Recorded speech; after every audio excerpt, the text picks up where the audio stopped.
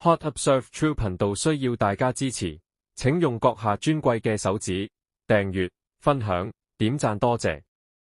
比亞迪修訂電池保用條款，允許非特約維修商維修，競委會支持，或有助降低車主成本。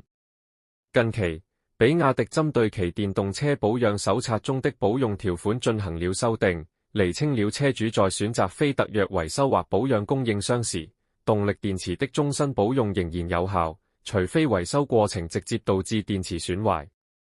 這一修訂是應競爭事務委員會競委會的關注而作出，因原條款用詞模糊，可能導致車主誤以為必須使用比亞迪的特約供應商才能維持動力電池的終身保用。條款完全漏洞或限制競爭，修訂促進市場公平。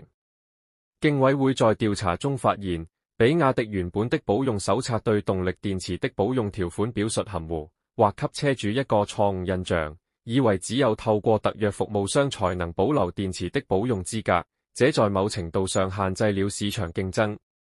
經競委會表達關注後，比亞迪同意修改條款，並明確指出車主有權選擇非特約供應商進行保養和維修，而不會因此失去保用資格，除非相關服務直接導致電池損壞。這一改動在消費者權益方面具有重大意義。首先，它保證了車主的選擇自由，不再被迫選擇高成本的特約服務。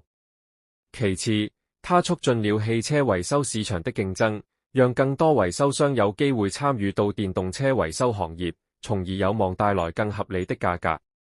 競委會也強調，這有助降低比亞迪車輛的保養和維修成本，對車主是利好消息。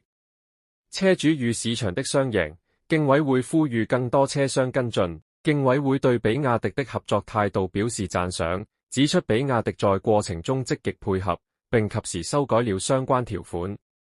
這一修訂有助於打破某些限制性保用條款對市場競爭的不利影響，促進各維修商之間的公平競爭，並擴大車主的選擇權。事實上，這不是競委會首次處理汽車行業的相關問題。2022年，競委會曾接受7家私家車分銷商的承諾，要求徹底移除過去影響17個私家車品牌的限制性保用條款。競委會此次再次呼籲香港其他汽車製造商及分銷商，主動審視並修訂可能損害市場競爭的保用政策，以避免對消費者權益造成限制。長遠影響，提升維修行業透明度，推動消費者選擇權。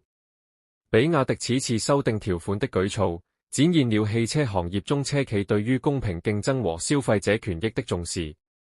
通過清晰的保用條款，車主能更靈活地選擇維修服務，無需擔心失去動力電池的保用，這在長遠上將促進行業透明度和競爭力。此外，這一修訂或許也會為其他汽車品牌樹立一個良好的先例，進一步推動行業改善限制性條款。如果想繼續關注最新時事資訊，請訂閱、分享、點讚 Hot Observe True 頻道，多謝支持。